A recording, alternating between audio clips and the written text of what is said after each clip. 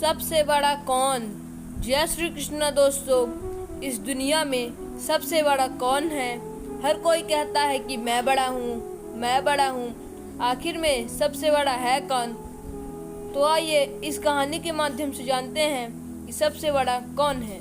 दोस्तों, स्वागत है आपका हमारे YouTube चैनल धर्म सारांश में।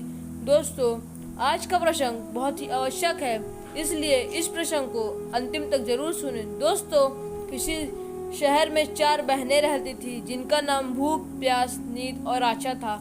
एक बार चारों में लड़ाई हो गई। भूख कहती मैं बड़ी, प्यास कहती मैं बड़ी, नींद कहती मैं बड़ी और आशा कहती कि मैं बड़ी। चारों लड़ते लड़ते राजा के दरबार में पहुंच गई। एक ने कहा मैं बड़ी हूँ, दूसरी ने कहा मैं बड़ी हूँ, तीसरी ने कहा मैं बड़ी हूँ और चौथी ने कहा मैं बड़ी हूँ। राजा ने कहा भूख तुम बताओ तुम कैसे बड़ी हो? तो भूख ने कहा कि मैं ऐसे बड़ी हूँ कि मेरे कारण ही घर में चूल्हे जलते हैं, अच्छे अच्छे पकवान बनते हैं। जब मुझे थाल में सजा कर देते हैं तब मैं खाती हूँ, नहीं तो मैं नहीं खाती हूँ। राजा ने अपने सैनिकों को आदेश दिया कि जाओ पूरे शहर में घोषणा कर दो कि आज से कोई भी भोजन ना बनवावे। जब भूख को भूख लगेगी तो वह क्या करेगी? पूरा दिन बीत गया, पूरी रात बीत गई। जब सुबह हुई तो भूख को भूख लगी। वह इधर उधर खाने को ढूंढने लगी, परंतु उसे कुछ ना मिला। बेबस होकर वह घर में पड़े एक बासी टुकड़े को खाने लगी। प्यास यह सब देख रही थी। वह तुरंत राजा के पास गई और बोली, हे राजन, भूख हार गई है, वह बासी टुकड़े को खा रही है। देखिए, मैं सबसे बड़ी हूँ। राजा ने कहा तुम कैसे बड़ी हो? तो प्यास ने कहा मैं इसलिए बड़ी हूँ क्योंकि मेरे कारण ही लोग तालाब बनवाते हैं, कुएं खुदवाते हैं और बर्तनों में मुझे भर कर रखते हैं। जब मुझे गिलास में भर कर देते हैं तब मैं पीती हूँ, नहीं तो मैं नहीं पीती, इसलिए मैं बड़ी हूँ। राजा ने अपने सैनिकों को आदेश दिया कि जाओ पूरे राज्य में घोषणा कर दो कि कोई भी कुएं ना खुदवाए, कोई भी बर्तनों में पानी ना भरे, न कोई तालाब से पानी लाने पावे। प्यास को जब प्यास लगेगी तो वह क्या करेगी? पूरा दिन बीत गया, रात बीत गई। जब सुबह प्यास को प्यास लगी तो वह इधर उधर भटकने लगी। उसे जब पीने को कुछ ना मिला तो मजबूर होकर गड्ढे का पानी पीने लगी। नींद यह सब देख रही थी। उसने तुरंत राजा के पास जाकर बोला, हे राजन, प्यास हार गई, वह गड्ढे का पानी पी रही है, इसलिए मैं बड़ी हूँ।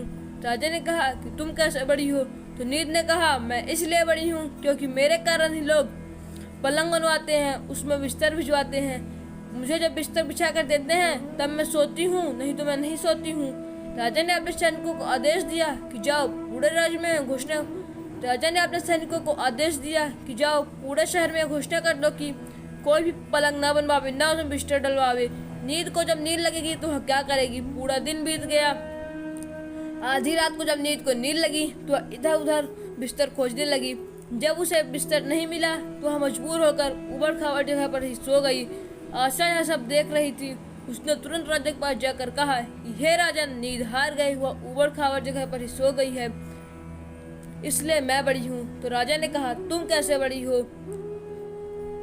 तो आशा ने कहा मैं इसलिए बड़ी हूँ क्योंकि मेरे कारण ही लोग काम करते हैं, नौकरी धंधा करते हैं, मजदूरी करते हैं, परेशानियाँ उठाते हैं, लेकिन आशा के दीप बुझने को नहीं देते।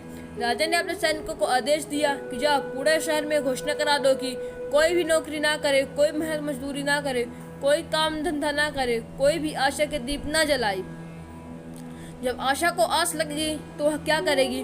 पूरा दिन बीत गया। आधी रात को जब आशा को आस लगी तो वह एक इधर उधर गई, लेकिन चारों तरफ सन्नाटा था, हर जगह अंधेरा छाया हुआ था।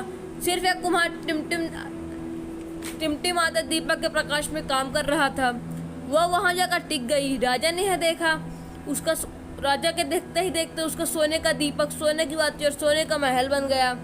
जिस प्रकार कुम्हार की आशा पूरी हो गई है, उसी प्रकार आप लोगों की भी आशा पूरी होगी। आशा का दीप जलाते हुए कर्म करते रहिए। दोस्तों, आशा करते हैं कि ये कहानी आपको पसंद आई होगी।